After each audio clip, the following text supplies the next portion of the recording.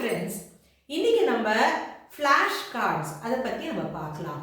So flash cards அப்படிங்கிறதுனா நம்ம வார்த்தையிலேயே தெரிஞ்சிருச்சு. Flash அப்படிங்கிறதுனா உடனடியாக நம்மளுக்கு ஞாபகப்படுத்தக்கூடிய ஒரு விஷயம். ஸோ நிறைய பேருக்கு மறதியாக இருக்கும். என்ன பண்ணணும்னு நம்ம யோசிச்சுப்போம்.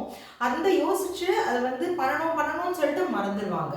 ஸோ ஃப்ளாஷ் கார்ட்ஸ் என்னன்னா ஒரு குட்டியாக ஒரு கார்டு. ஸோ அது அவங்களோட பாக்கெட், யூஸ்வலாக ஜென்ட்ஸ்னால் பாக்கெட்டில் வச்சுப்பாங்க, லேடிஸ்னால் அவங்களோட ஹேண்ட்பேக்கில், பர்ஸில் வச்சுப்பாங்க, இல்லை இப்போலாம் செல்ஃபோன்லேயே வச்சுருக்குறாங்க.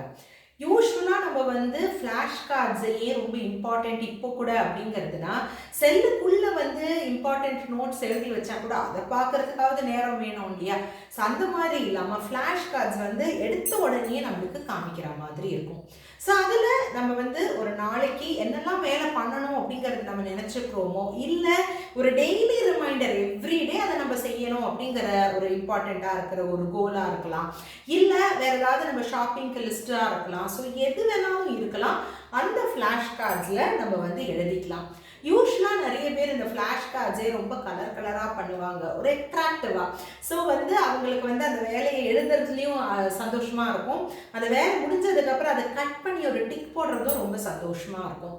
இது ஒரு பர்சனலாக நீங்கள் பார்த்தீங்கன்னா ஒரு நல்ல ஒரு வெல்பீயிங்காக, நான் இவ்வளோ வேலையில் நான் இவ்வளோ வேலை செஞ்சுருக்கேன் அப்படிங்கிற போது ஒரு செல்ஃப் கான்ஃபிடென்ஸ், ஒரு செல்ஃப் ஒர்த், ஒரு செல்ஃப் எஸ்டீம் அது எல்லாமே அவங்களுக்கு வளர்கிறதுக்கு வாய்ப்பு இருக்குது. அது மட்டும் இல்லாமல் குழந்தைங்களுக்கு, ஸ்டூடெண்ட்ஸ்க்கு, அதில் எக்ஸாம் கோயிங் குழந்தைங்களுக்கு, அவங்களுக்கெல்லாம் எப்படின்னா இந்த ஃப்ளாஷ் கார்டில் இம்பார்ட்டண்ட் திங்ஸை எழுதி வச்சுப்பாங்க. ஒரு ஃபார்முலாவாக இருக்கலாம், இல்லை வேறு ஏதாவது ஒரு இம்பார்ட்டண்ட் திங்ஸ் தட் அவங்களுக்கு ஞாபகம் வச்சுக்கணும் அப்படிங்கிற மாதிரி இருக்கிறதுல அந்த மாதிரி பண்ணி வச்சுட்டு வேகமாக ரிவிஷன் பண்ணுறதுக்கும் அந்த ஃப்ளாஷ் கார்ட்ஸ் ரொம்ப யூஸ்ஃபுல்லாக இருக்கும்.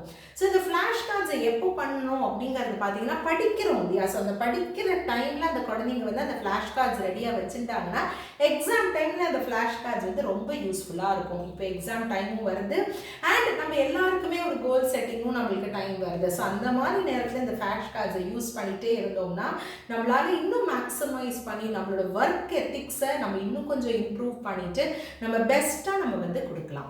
ட்ரை பண்ணி பாருங்கள்.